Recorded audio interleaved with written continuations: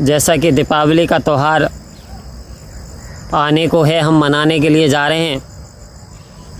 तो दास एज एक प्राइवेट विद्यालय में एक टीचर का कार्य करता है। तो जो बच्चे जो 9th and 10th and 12th class के लड़के एंड लड़कियां जो थे, उन्हें इस अवसर पर ये समझाने का प्रयास किया कि प्रकृति से हम हैं, हमसे प्रकृति है।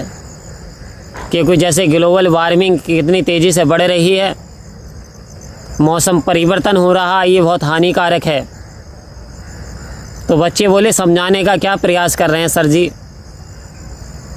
समझाने का एक ही प्रयास कर रहे हैं कि बेटा दिवाली आ रही है, इस पे किसान का पराल भी रखा होगा, किसान का अनाज भी अभी बहुत सारा ना उठाए, कहीं आपके पटाखे से उनका पराल में आग ना लग जाए।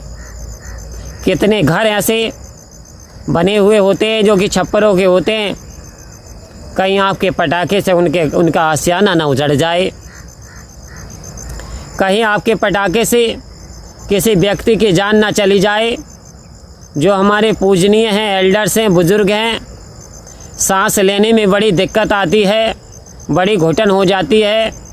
Carbon dioxide, carbon monoxide, nitrogen जहरीले तत्व वायु में सम्मिलित हो जाते हैं, जो कि सांस लेने में बहुत राहत महसूस करते हैं। एक तरफ आप खुशियाँ मना रहे हैं, दिवाली मना रहे हैं, मुबारक है, लेकिन ज़ोर शोर से पटाखे छोड़ कर के ही दिवाली नहीं मन सकती।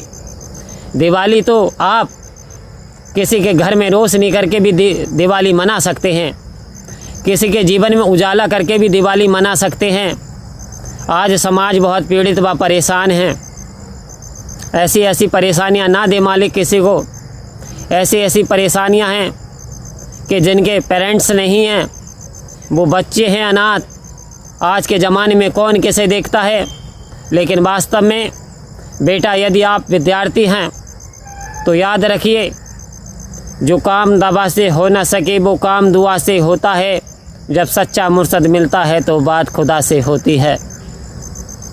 कह रहे उनकी दुआएं ले लो, भेजा हज़ारों रुपए के पटाखे ना छोड़ो, थोड़े से छोड़ लो। और उनके घर में मिठाई, कपड़े, मोमबत्तियाँ या दिया दे करके आओ, उनके जीवन को महका दो। उनके जीवन में एक बार आप मुस्कुराहट तो ला करके देखो, कैसा आशीर्वाद मिलता है। जीवन ना बदल जाए तब कहना। लेकिन हुआ क्या, आपको जान करके बड़ा आश्चर्य होगा।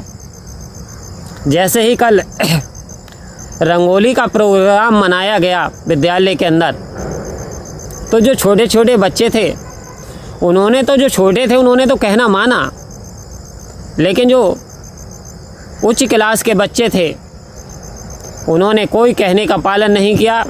आड़ पर्दे से वो रंगोली के नाम पे पटाखे छोड़ते रहे।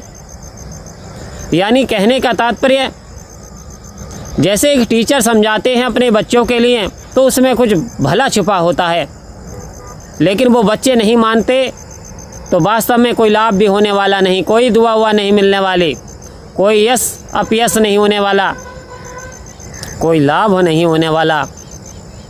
क्यों? ऐसे ही तो सतगुरु की बातें आती हैं हमारे जीवन के कल्याणकारी करने के लिए।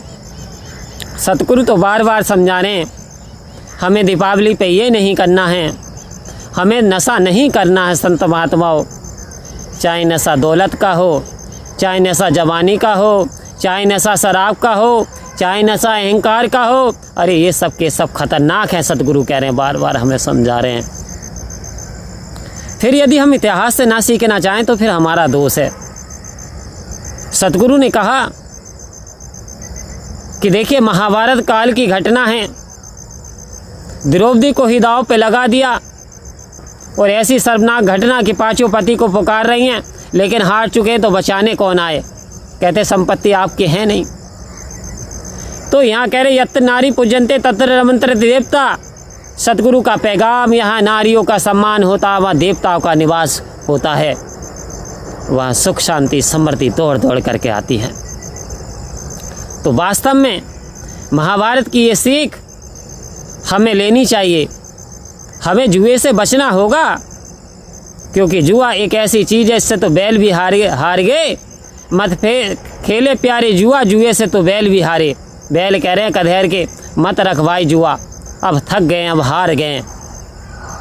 तो क्या हम ने अपने जीवन को इन बुरी आदतों से मुक्त करा लिया?